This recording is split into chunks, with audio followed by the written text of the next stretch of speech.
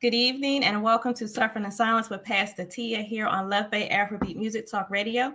We're here with you every Friday evening at 7 p.m. Eastern. The Love Bay family, we're rising out of the ashes together. On tonight, our topic is forgiveness, and we have with us our special guest co-host on tonight, Marcia Challenger. Marcia is actually the host of Gospel Sunday, also here on Love Bay Afrobeat Music. So I am quite sure that her voice would be familiar to you. Our guest on this evening is Pastor Marcia Smith. She is the assistant pastor of Regina Victory Church in Saskatchewan.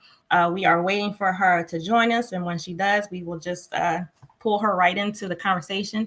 But listeners, if you have any questions for our co-host or for our guest when she arrives, you can email us at sufferinginsilencedv@gmail.com, or you can text us at 437-778-3299. Also, if you have any resources that you would like to share with us on a national or local level from your country, your community, any local organizations, or your faith community, you can also email us at sufferinginsilencedv@gmail.com.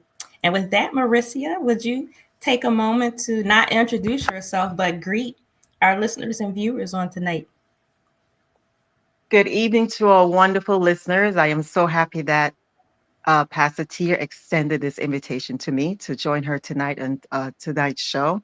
And it's such an honor and a privilege to participate in meeting, being part of this topic. It's such an important topic. And I just can't wait to dive in. And as Pastor Tia said, I'm the host of Gospel Sunday.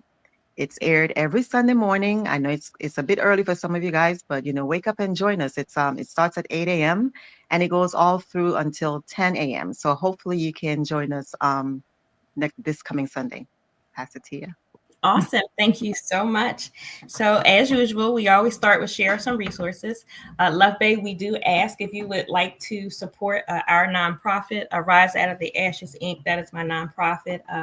Aaron and Jen, Bob, they all sit on my board and help me execute our plans to help and assist victims and survivors of domestic violence. The biggest thing that we do is with providing immediate and emergency funding. So if you would like to help us, you can visit GoFundMe, look for our nonprofit, Rise Out of the Ashes Inc., and you can donate that way. Or if you like, you can write a check payable to Rise Out of the Ashes Inc. We are at P.O. Box 15, Drexel Hill, PA 19026.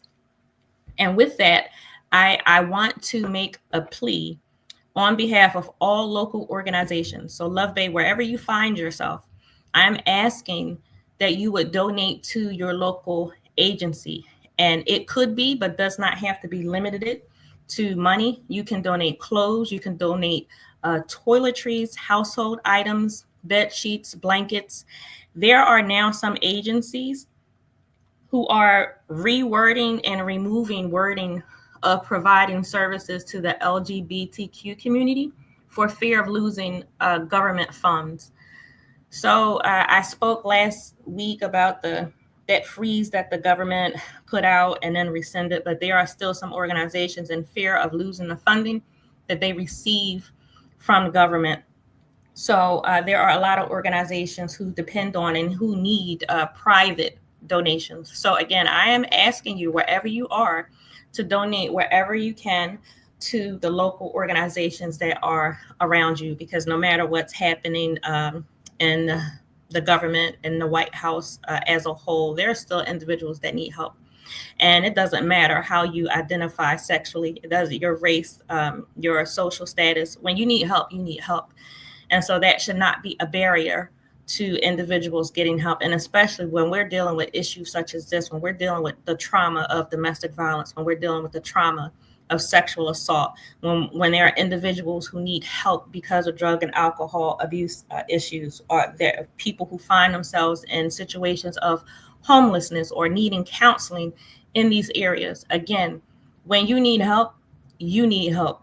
However you identify sexually and anything out, that has nothing to do with being a decent human being and providing assistance when we can. So please, again, if you can, make it a point to assist the agencies that are near you, that are around you. And I want to share in Canada, we have the Canadian Women's Foundation. Their website is canadianwomen.org. Their number is 1-866-293-4483. In Australia, we have the National Family Violence Counseling Service.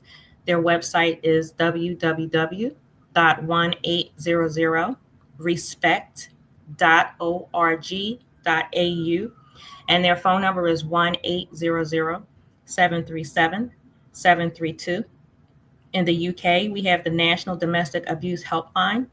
Their website is nationaldahelpline.org.uk. Their number is 080820000247. Or you can visit Women's Aid.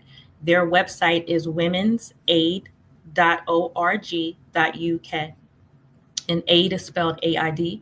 And then in the United States, we have the National Domestic Violence Hotline. Their website is thehotline.org, and their phone number is 1-800-799-7233.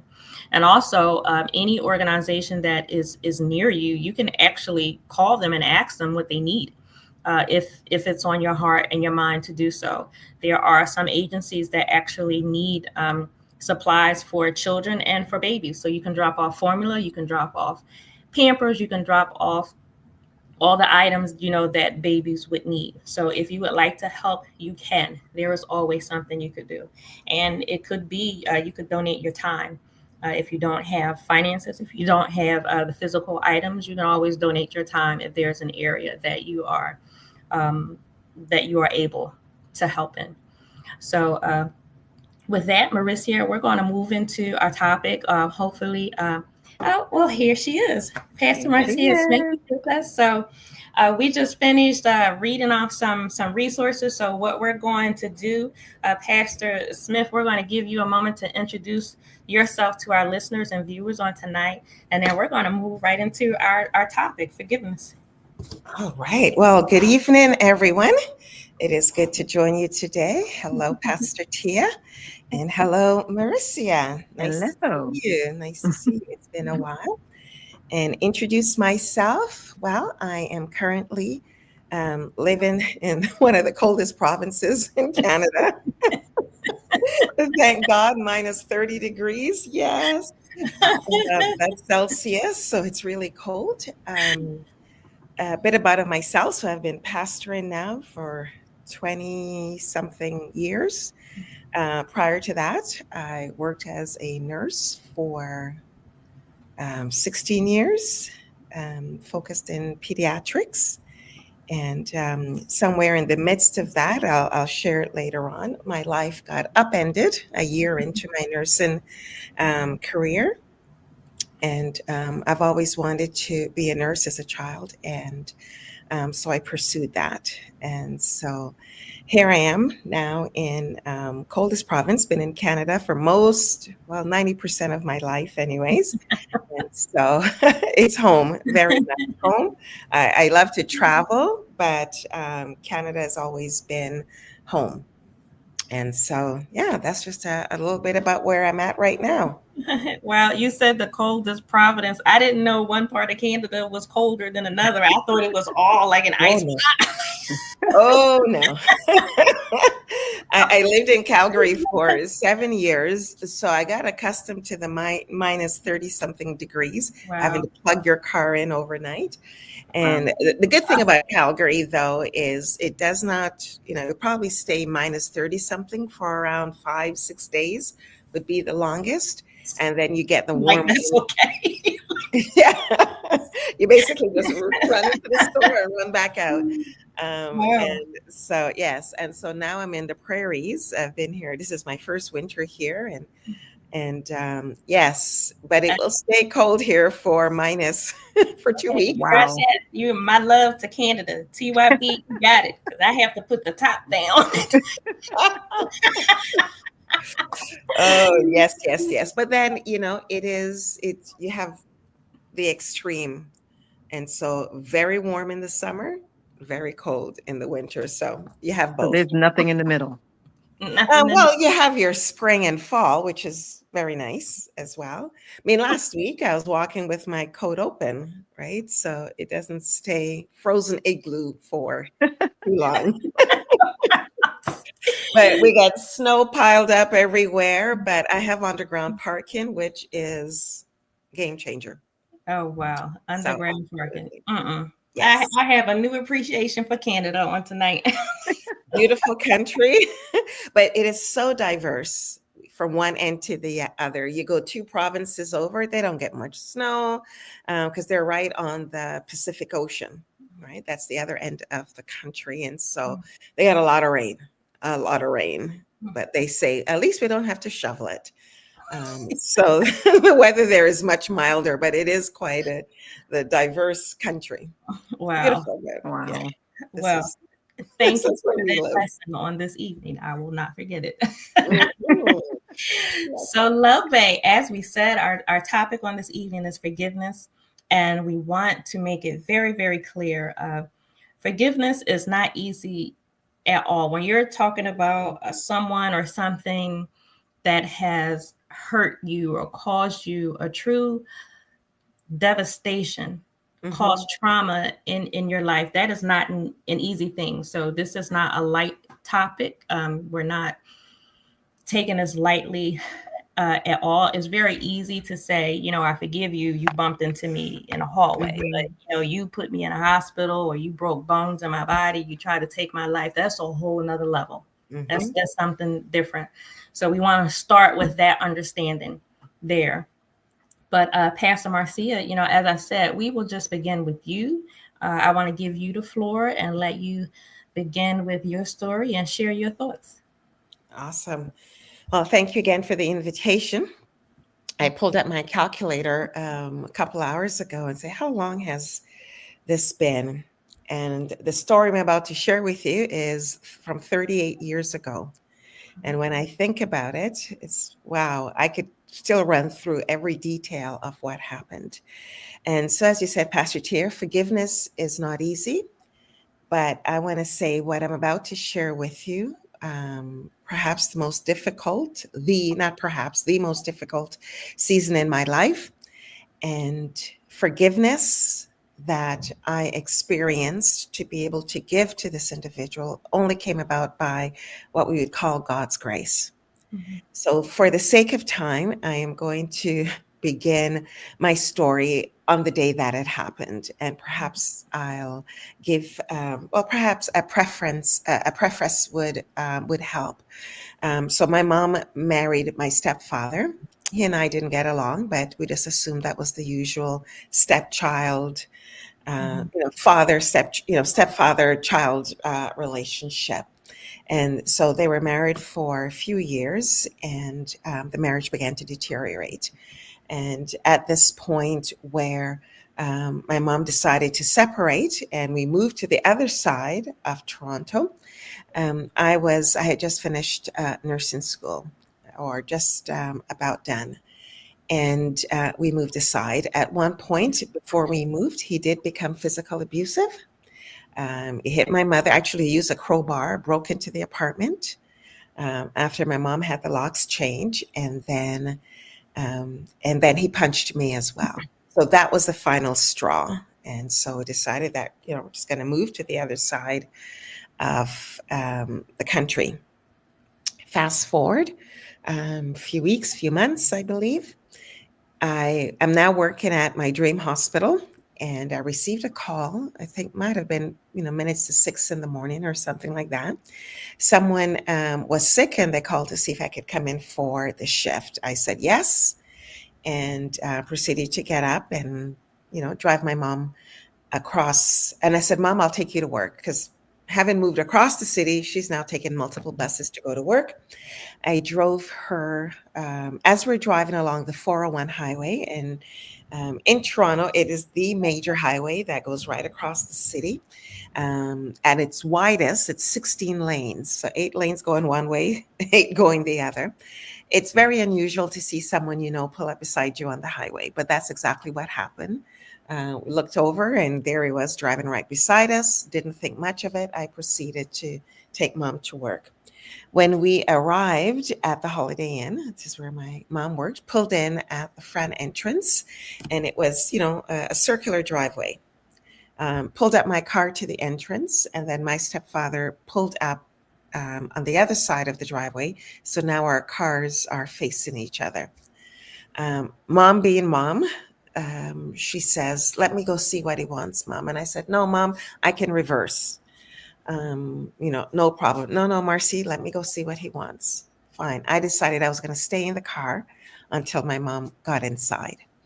And at this time, I put the window of my car down about this much so that I could hear the conversation. I'm just hearing bits and bobs of it. And I'm still sitting in the car. I think they probably talked for 2 or 3 minutes. And next thing I know, he pulled out a gun and fired twice at my mom. And then in that split second, he turned and fired at me. I'm sitting in my car, October 23rd, 1987. And in that instant, I put both my hands up, and I thank God that I did, because the bullet, he fired twice, and the bullet pierced my right elbow. I don't know if you can see scars. I got lots of them, and shattered the right elbow joint. And the second bullet, only by God's grace, entered my left shoulder, and that bullet exited lower my arm. Nothing like what you see in the movies. So I'm sitting there. This happened, as you can imagine, in seconds. I did not feel any pain. My arms just went numb. I didn't see any blood. I just knew that my arms are numb and I could barely move them. In that moment, he got in his car and sped away. So I now proceeded to try to open the car door to get to my mom, and my arms are not working. And somehow I flung them around enough to get the car door open. And once I did, I got out and I walked around to the other side to my mom. In the moment, to me, I said the stupidest thing. She's lying on the ground, and I turned, and there's a young man working at the front desk. And I started shouting, and he's frozen because he just witnessed this. And I started shouting at him, call an ambulance, call an ambulance. I then knelt down on the ground, and arms not working. I can't hold my mom. And so I put my head on her chest, and I just began to, just gently tap her chest with my head. And she reached up with one hand. And I said, "Mom, I told you not to get out of the car." Dumbest thing one could say. But in the moment, that's what came out of my mouth. And she began to stroke my head, and she says, "Marcy, it's going to be all right. You're going to be all right." Within minutes, you can imagine police, ambulance everywhere. And, so I went into one ambulance, and they took my mom in the next ambulance. We ended up at the same hospital. That was the nearest one. I could hear my mom in the stall next to me. And the doctors were saying they have to take her into surgery, and they're going to send me downtown to another hospital. So I began to protest. "I'm not leaving my mother. I'm not leaving my mother." And I remember the doctor said to me, "There's only one of me here. You are going," like no hesitation. And then I turned to the nurse and I says, "Can you call the hospital, tell them that I'm not coming into work today?" And I remember she chuckled and she says, "This is all over the news. They know, trust me, they know." So off I went to the hospital downtown to see a specialist. The issue was there is no pulse in my left arm. No pulse means blood is not getting to that area, which means that I could possibly lose my arm. So off I went downtown. And the next few days, I just remember waking up, and I'm in the hallway, and I'm going back and forth to surgery as the doctors try to save my arm. So this is what was happening. When that finally stopped and I'm oriented enough, I would ask my family, they're there, "How is my mother doing?" And they would say, "She's stable, she's fine," et cetera, et cetera. And then now I'm more fully awake. My father flew down He lives in Florida, and I remember clearly it was a Sunday night, and I was scheduled for one more surgery the next day. Now I'm on the wards, ICU, all of that. And I remember my dad is whispering to somebody in the corner saying, "She needs to know, she needs to know." And I said, "Needs to know what, Dad?" And he came over and he knelt by my bed. And he says, "I went to see your mom, and you need to know she doesn't look good." And suddenly reality hit, because all along, my family trying to protect me and shield me just kept telling me, she's stable, she's fine. I'll speed up the story. Mhm. And so the next day, Monday, I'm scheduled for another surgery. And they kept putting it off and putting it off. And so finally, the psychiatrist and the resident who were assigned to me came in to the room, and the expression on their face told me something was wrong. And they said, "Marcia, your mom passed away today. We've been trying to reach her family, but we can't get a hold of them." And in that moment, my world froze. Like, this was it. I actually begged these doctors to take me to surgery because I wanted to sleep. That was it. That was probably, the most difficult day, right? You can imagine. Mhm. I'm in hospital. Um, I have both arms are in a cast, half cast, and my left leg is bandaged from my ankle to my hip. I have one moving limb, and that's my right leg. And so, in order to call the nurses, I had to use my teeth to pull on the call bed. I'm just trying to paint a picture of what I would have looked like, right? I can't feed myself. I can't even barely roll myself over in the bed. And I'm in a room by myself. I'm in a teaching hospital. And so you're used to people coming in, right? All the residents. And I remember my curtain is drawn, but the door is open. And someone came and called my name. And I turned my head and I said, yes. I could see the black shoes underneath the curtain that's drawn. And the person paused, and then they turned and walked away. And you may think, what's the big deal?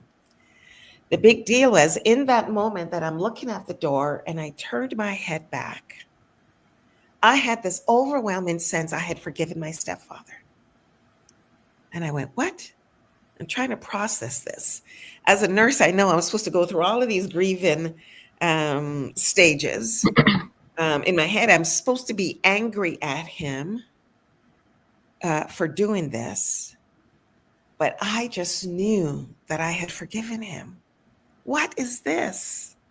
How do you explain that? That makes no sense. And because it made no sense here, I didn't tell anyone because I thought people were going to think that I've lost my mind or something. But the anger or any of those things, it's been 38 years. And to this day, I have not experienced this.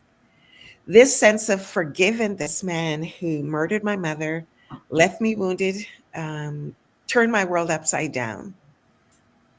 It hasn't left for 38 years. And I knew then, as I know now, if he stood in front of me, I could say, I forgive you. And so I. Wow. So I don't know what just happened, but we're going to wait for Marcia to connect with us again. But I do want to say forgiveness is a true part of the healing process. When you get to that point, it's not the first thing on your list. And so it's okay for you to experience whatever you experience and get to the forgiveness part when you get to it. I believe that I can say with 100% surety, a lot of us are not going to have the experience of Marcia's seemingly almost immediate forgiveness. That is her personal story. It's a beautiful thing. It's beautiful the way that she was able to come to that point. But again, if you take the average person, if you take just the average story, forgiveness is not going to be the first thing that comes to you. And it's okay.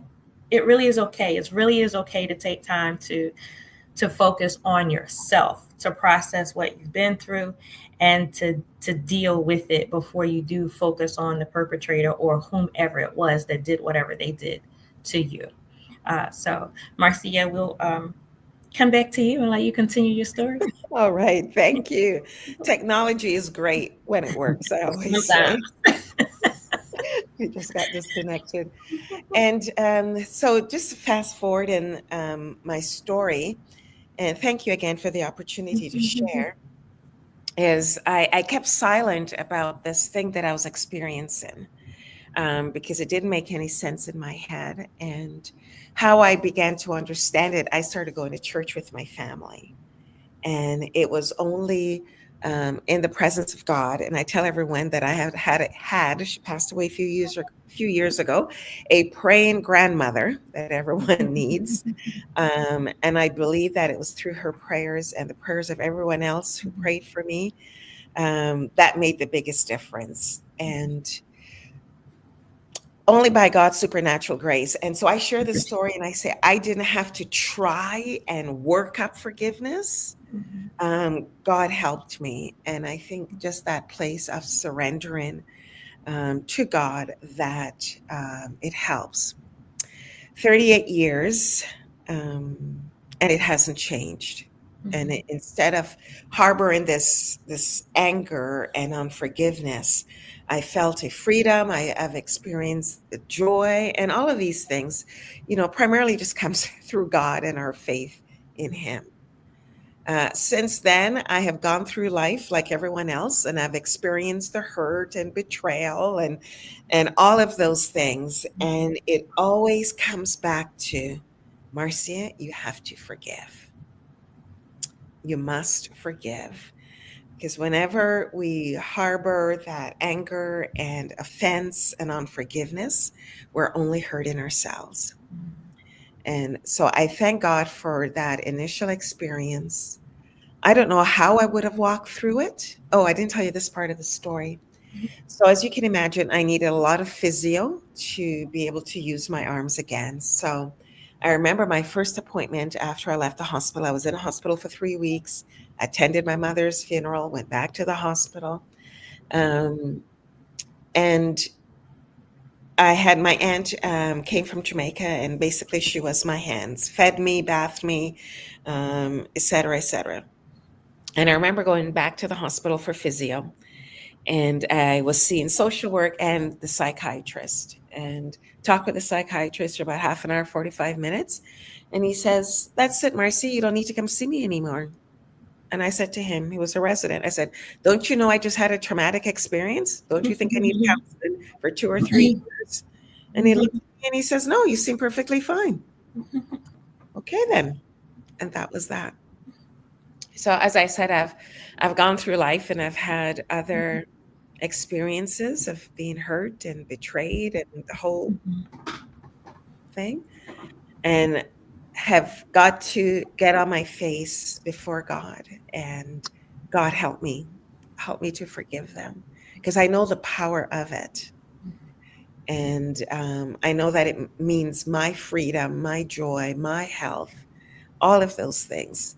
And so, by God's grace, I walk through that process. If I have to say, I forgive you, I forgive you, God, help me to forgive them over and over again until I know that it's done.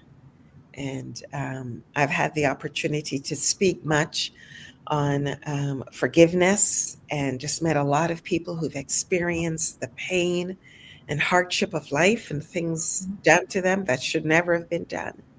And the message is always the same. Forgiveness is healing. Forgiveness is the therapy that we need, and forgiveness is something that we must do. Yes.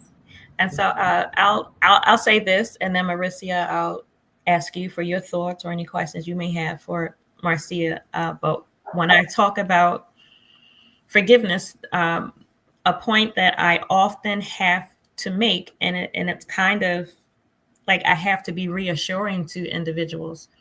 Forgiveness really is not about the person who did whatever they did to you. Mhm. Forgiveness is not about the abuser or the perpetrator or the friend who did you wrong. Forgiveness is about yourself.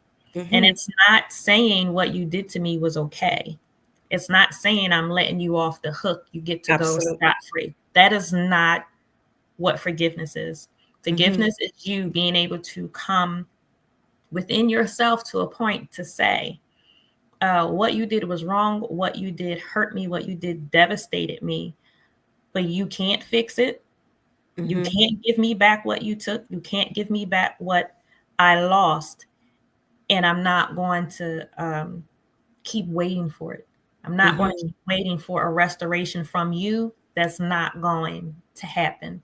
And Mhm. again, as I said before, there are some levels and depths of pain that we experience. Only God, I believe, only God can help you through that. Mhm. So only God can help you through getting to that point of forgiveness, where in your heart you reach that place, and you know in you when you Mhm. when you've got there. Everybody's different.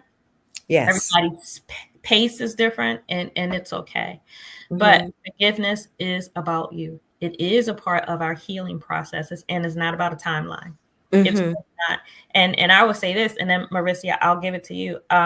It's okay if you find yourself in a place where you're forgiving the same person for the same thing again. It's Yes. okay, because there are deeper levels of forgiveness, like there are deeper levels of healing. So it Mhm. doesn't mean that I didn't forgive you the first time, but no, this touched me again, or touched a different area of me, or just went a little Mhm. bit deeper. And so I find myself forgiving again for the same thing at times. That's okay. It's all a part of the process. So Mhm.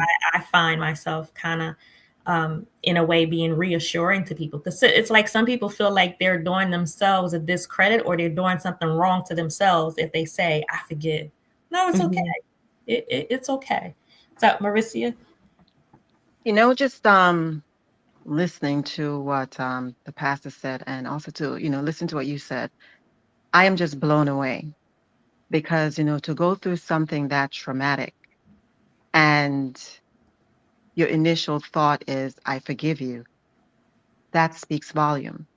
It's like Mhm. what Pastor Tia said. It's some of us have to go through the stages. First, we have to accept the reality of what happened, and then after that, a whole bunch of other emotions and thoughts are gonna fall into place, and somewhere down the line, it's forgiveness.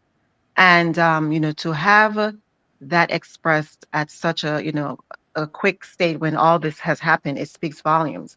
And just going back, forgiveness is you having you taking that freedom and that right away from the abuser.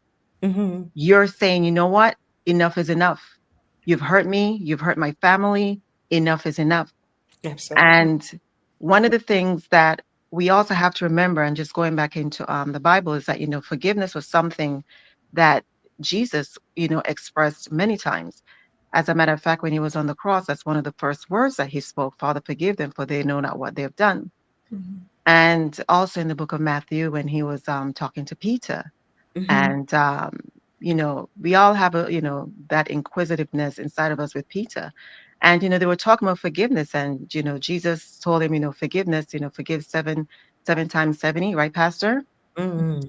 And just Some because of us I start counting. I'm sorry. Some of us start counting. Like, And you know what? And It's per day. and I was like, what does that mean? And then I digging a little bit further, it's like forgiveness is limitless. It's unlimited. Yes. And it's something like what Pastor Tia says. If you have to keep on forgiving, remember you're taking, we say the oxygen mask, but we're taking our spiritual mask and putting it on ourselves. We're Mhm. deciding, you know what? I'm going to take in as much of this, because at the end of the day, it's going to be my spiritual my spiritual health. And my body might have been, my body might have been abused. I might show the scars, like what the pastor showed the scars on her arm.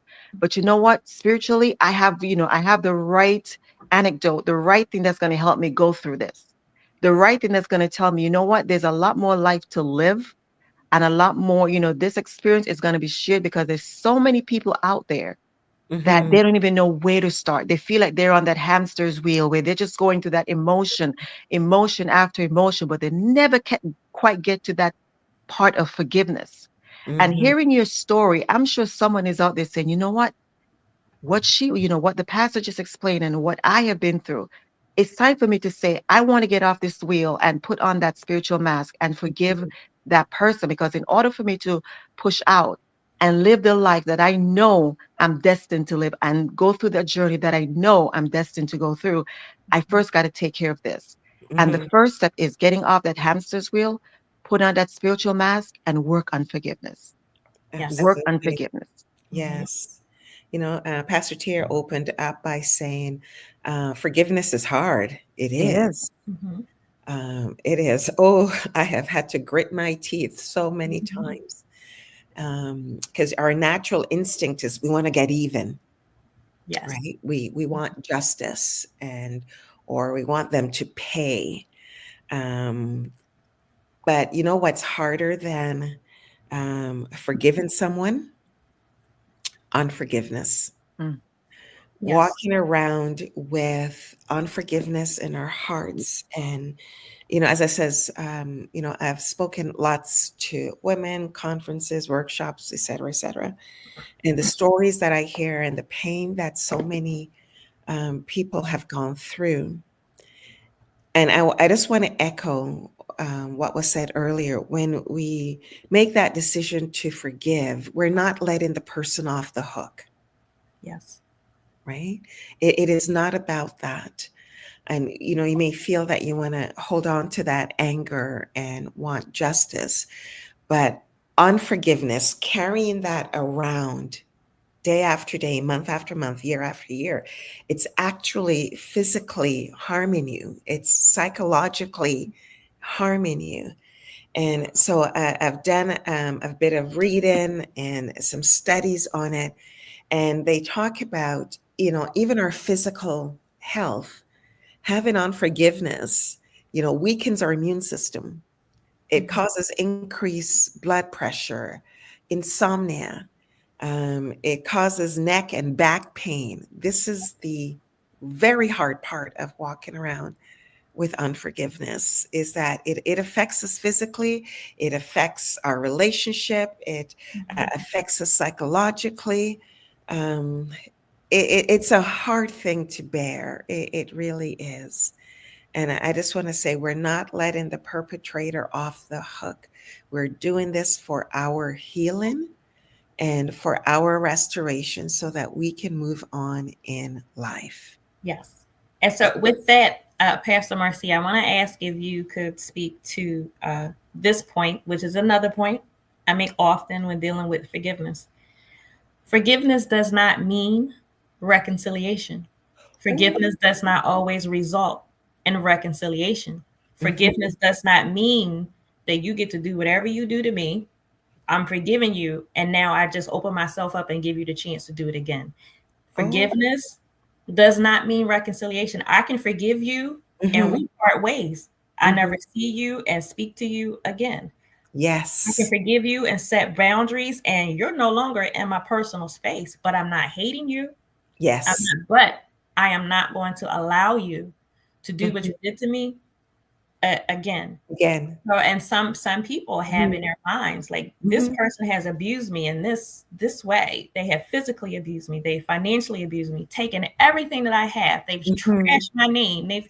And now I have to forgive them. And we go out and have dinner and we're No, on business deals together. No, no. that's no forgiveness does not equal reconciliation. And forgiveness and trust are two different things. So Yes. could you please just speak to that note? Yeah, I think you have addressed that so well.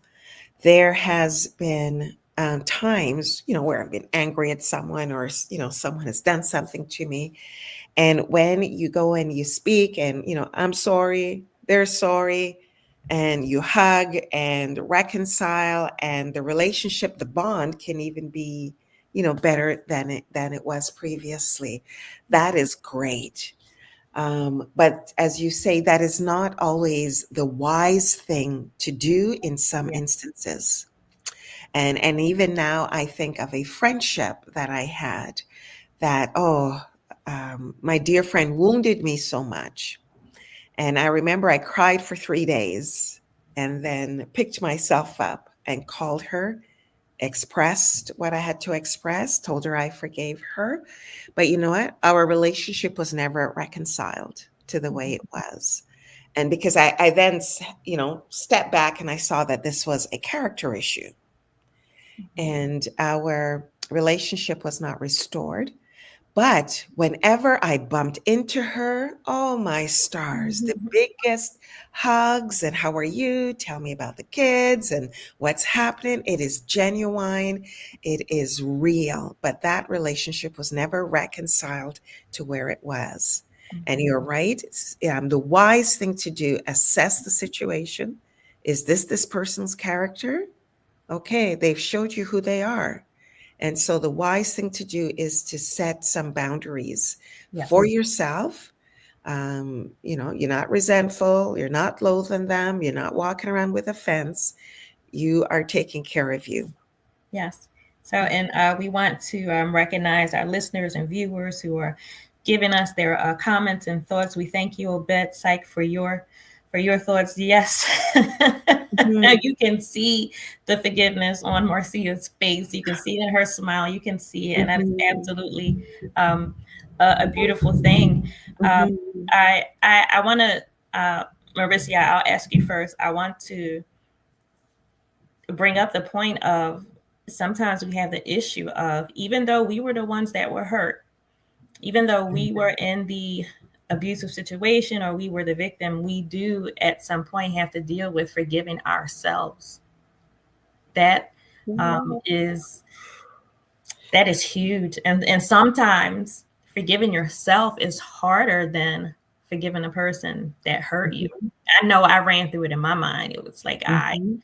like I gave this person the opportunity to hurt me, even though this person could have lied to you and they were showing you what they wanted you to see, and then, like, the wolf came out. You still go back in your mind, what could I have done, what should Mhm. I have done? And it's almost like you mentally you mentally fight yourself, mentally torture yourself. But so Marissa, I'll ask you if you could touch on that point for us first, and then Marcia will ask you for your thoughts on the Mhm. toughness of forgiving yourself. Mhm. You know what? Life is a journey, and it's filled with lots of lessons. And some of these lessons, most of it, is the relationships that we have with each other. Some of those are very good, beautiful relationships, and some of them are detrimental, and you just want to pack up your bags and run and never look back. But at Mhm. the end of the day, you also have yourself to answer to and to to look out for. If you go through, and we've all have been through situations where we feel like we were fooled, like how come I didn't see that? All those signs and I missed it. I should have Mhm. had enough sense. I should have had enough experience to, to see and to address the issue right then and there. And this is where, we go into our free will. You can either, stay in that mode where you're just pondering over and over again, like, what did I do? What did I miss? Where did I go wrong? And it's like what Pastor Smith said, you got to be mindful, because when you enter into that mode, it's like you're going into an abyss. It's an abyss where a lot more thoughts are going to come.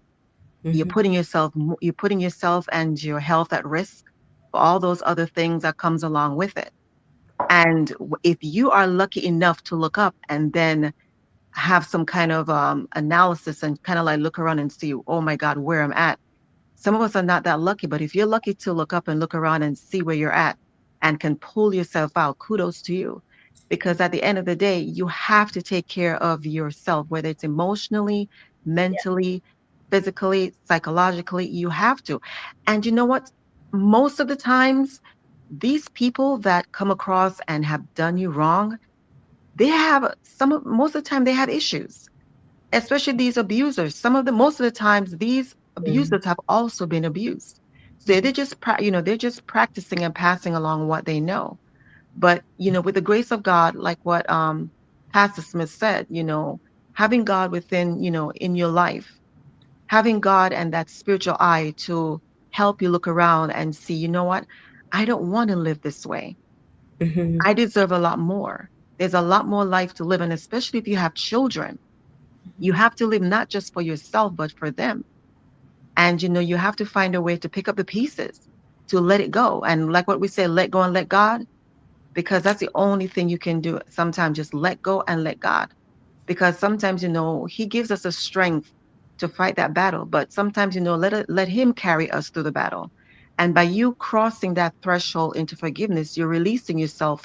You're releasing yourself from that past experience, and you're releasing yourself to God. Carry me. I don't know what my next step is going to be, but I know it's not going to be what it is presently, just staying in this state of unforgiveness. I have my children, I have my life, and I just want to see where this leads. But this is not going to be the end. This is not the way my story is going to end. Yes. Not the way. Yes. Mhm. So I thank you, Ivy, for your note. I see you, and I want to, Left Bay, I just say that we love our listeners and viewers. Thank you for the words that we get, for the emails that we get. Just thank you so much. So Ivy, I thank you again. And Pastor Smith, I ask you for your thoughts on forgiving yourself. That is huge. Sometimes we may find it easier to forgive the person out there than the person that's looking at us in the mirror. Mm-hmm. And I think all of us have made huge mistakes, done things, said things that that were not always kind or loving. Use words we shouldn't have, and as a result of XYZ, we found ourselves here. As Marcia says, miss the signs. Um, I think, I don't know, I talk to myself and I would say, okay, Miss Smith, I tell people that's what I call myself. Miss Smith, you messed up. I just call it what it is. This is, you messed this up. And I just identify where I went wrong, or I own my part of whatever the mess is. And that to me has really helped me over the years, right? I'm not going to assume blame for everything that happened, but I could see where my mistakes were. And I think it starts there. And then it's just coming to the place, okay, God, this is what I did. And I find going to God, first of all, for his forgiveness Mm-hmm. makes the big difference. Then I could look myself in the mirror. Okay. I talk to myself, Miss Smith, put down the baseball bat, because we beat ourselves up again, again, and again. And I tell myself, you're human. You know, girl, that's not the first mistake you've made, and you're going to make a lot more. This is my self talk. I don't know how y'all talk to yourself. Right? But that's my self talk. And, you messed up. Okay, now it's done. There's nothing you can do to change the past. Not a thing. The only thing you could do in this hour is to learn from it and move on. So you Yeah. got to pick yourself up. But a Mm-hmm. lot of it begins with put the baseball bat down. And stop it. Do you guys talk to yourself that way? Probably not. I'm No, yeah, giving away too actually, You're much. not alone. best thing is to be Right. honest, to be straightforward and honest. Forgiveness does not work if you're trying to cover up, and Ah, that's if you're trying to forgive and yourself. justify. Or Hmm. yes, if you're making excuses, if you're explaining it away, doesn't work. So you have to be Hmm. honest. So if it's you trying to look yourself in the mirror and forgive you, or if you're working on forgiving another person, you first have to be honest. Like Marisia said before, you have to be real about the situation. So Hmm. forgiveness is not normally the first thing at the top of the list. First Nope. of all, you need to deal with the reality around you. You need to deal with Hmm. what happened, and I'm sure you're going to process, like how it happened, and then if there are physical injuries and physical things you need to deal with, and if the situation caused you to lose a job or become homeless, like there are immediate things that you Hmm. need to deal with. First, making sure that you are safe and healthy. So Yes. forgiveness is not at the top of the list, but when you do get to that point, when you get to that step and you're dealing with it, you have to be honest Hmm. about what happened. You have to Yeah. be honest about who did it. You have to be honest about Mm-hmm. what you did. And that's very hard and it hurts. Yeah. But if you do the work, if you do the work, you will Mm-hmm. come out on the other side. And Mm-hmm. I also believe part of being honest is not forcing yourself. You can't Mm. force yourself to forgive anybody. You can't. It just Yeah. doesn't work. Like you just it doesn't work like that. That's not real. Right. Um, and don't try to convince yourself that you got to a step that you didn't. Because there were a few times that I thought I was good. Like I forgived him. I was okay until I Mm-hmm. saw his face. And So everything. No, that's real. there was more like no, out of sight, out Yeah. of mind. Then we had to do this visitation pickup and came back. So it wasn't. So I had to be honest about that.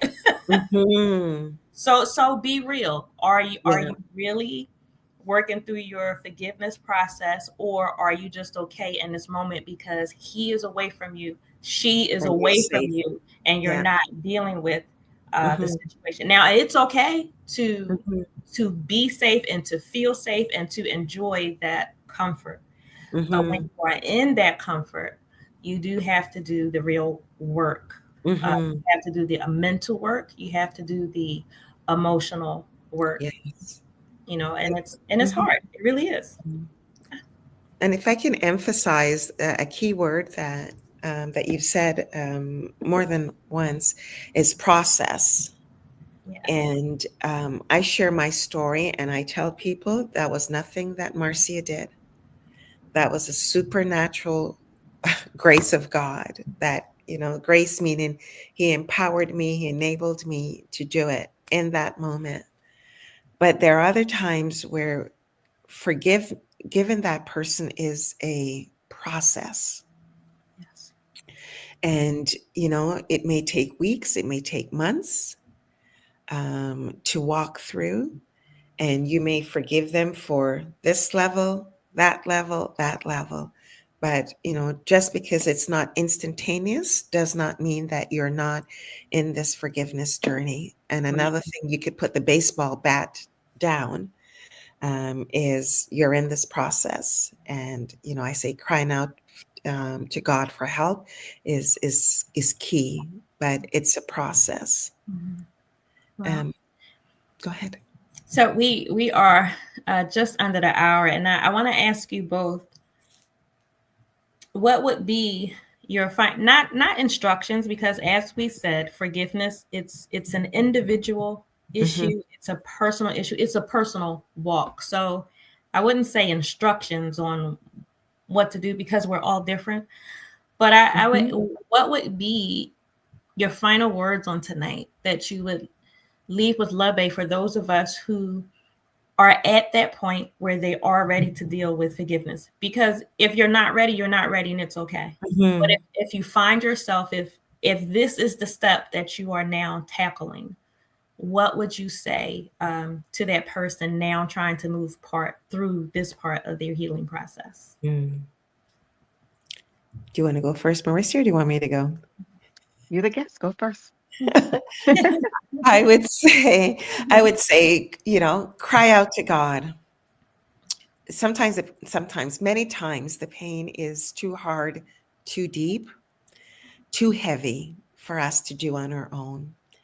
And God is really, really strong and enable us to do what He says. He's the one who says in His word to forgive one another just as Christ has forgiven us. And I've learned He does not ask us to do something that is impossible for us to do. And so, because He's asked us to forgive, He will give us the grace and the strength to walk in obedience to that. So, I would say, run to God again and again. God, help me, help me, help me to forgive this person. And I want for you to hear, I just want to touch on something that Pastor Tia says. We laugh at it, but it's true. You think you've forgiven until you see that person, and you'd rather do this than embrace them. We can be real, right? Yes. Um, but I could tell you, it took me years to to figure this part of the forgiveness journey out. And it's this: God's power is so amazing that not only will He help you to forgive and experience the joy of forgiveness that comes, the releasing of the pain, to walk in this freedom, like, oh my God, you did this to me, but you're not holding me in bondage because of what you've done.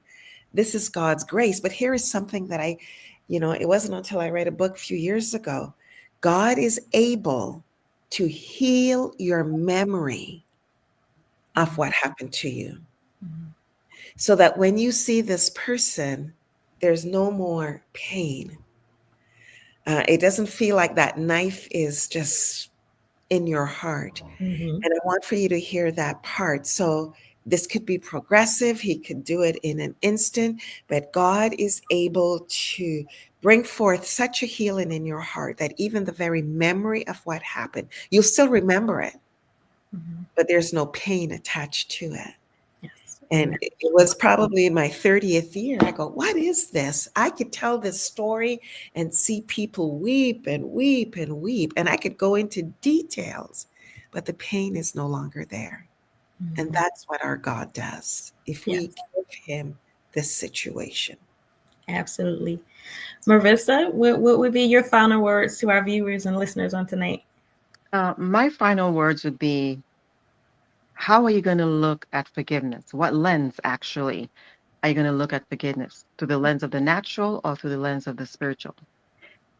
My personal take is, if you look at forgiveness through the lens of the natural, you're just putting a band-aid on it, Mhm. because there's so many things that can trigger it. And then you go back into that abyss, into the unknown. And again, God knows when you'll be able to find yourself again. But Hmm. if you root yourself and look at it through the lens of the spiritual, you're asking God first, explain to me what forgiveness is. Show me. You've shown us on the cross that you've forgiven us. Show me how I can now forgive my abuser. Because Hmm. you know what? Once you forgive someone, all the fruits of the spirits are going to follow. You have love, you have kindness, all Hmm. that is going to follow. And that's going to show, you know what? I have decided that I'm going to pick up this pen and I'm going to write my journey. I have decided, you know what? You forgive me. I forgive you. I forgive myself. But along with that, I'm going to show you, I'm going to love you the way God has allowed me to love you. Because we got to understand that when you put something and you root it in the spiritual, it's something that's everlasting. It's Mhm. something that, like what the pastor Smith says, God is going to carry you through. God is going to show you. God is going to let you live a life that is an example to others. Because you know what? It's easy for me to say to forgive that person because I'm not in your shoe. We all go through our different experiences, Mhm. but we also have that free will to decide, you know what? I am not going to let 1 minute or a couple years dictate how the rest of my life is going to be. There's a lot more life to live. There's a lot more life to see. And what a beautiful journey this will be if, God shows me the way where I can share it with others and just let them know I am on the other side of this trauma. I am on the other side of this experience Hmm. Mhm. because by the grace of God. I am Hmm. here looking at this experience with the spiritual lens, and I can actually look at my abuser and say, you know what? I'm going to love you because you know what? Yes. It's the right thing to do. It's not just forgiving you, it's not just forgiving myself, but it's also loving you. It's also showing you that, you know what? We're relational beings. We're going to go through cycles. We're going to meet people. We're going to eventually, they're going to fade out of our lives and stuff like that. But you know what? At the end of the day, it's all based on love. My father loves me so much. He first showed me how to love him, how to love myself, so I can love, and it takes nothing away from me. Because I'm going to take back that pen that you try to take away from me, and I'm going to keep on writing the script for my life. In the name of Jesus, I'm going to keep on writing that script. I'm going to Yes. keep on writing that script. Pastor Tia? Thank you so much. Thank you, ladies, for being here with us. Thank you for sharing your story. I would love for each of you to come back with us at some point. Again, we want to stress that forgiveness is an individual walk, you get Mhm. to that point when you get to that point. But forgiveness is also something that God helps you with, and it's Yeah. for you. And I want to leave my last word is actually from one of our viewers, from Ivy. You deserve peace to Yes. set yourself free. You deserve to lay down and go to sleep at night. You deserve to close your eyes. You deserve to be able to focus on yourself. You deserve to be able to sit and read a book and not keep reading the same paragraph over and over because your mind can't get past Mm-hmm. those particular words. You deserve that. So that's what I want to leave you with. It's peace, and it's individual journeys. We're all not, in the same place, and it's okay, right? I'm not at that place where I can say, "Hey, I love you," but We're in the process. It's a process. I Yes. can say I don't hate you anymore. But It's the we're not process, going the to celebrate journey. like that right now. It's a journey, Mhm. and it's okay for you Mhm. where you are. So, Love Babe, we just want to encourage you in your process. Most of all, it's about you doing what you need to do for you to have peace. Ladies, I thank you so Thank much you. again. And I am already inviting you just to come back and to be with us. This hour was beautiful. It Mhm. went by so fast. Left I hope that your heart was touched in a meaningful way. If you want to catch up on previous episodes of our program, you can visit our YouTube channel, Suffering in Silence DV. And we just want to thank you for being with us. Thank you for joining Suffering in Silence with Pastor Tia. We're here with you on Love Bay Afrobeat Music every Friday evening at 7 p.m. Eastern. We're going to keep continuing to rise out of the ashes together. Good evening.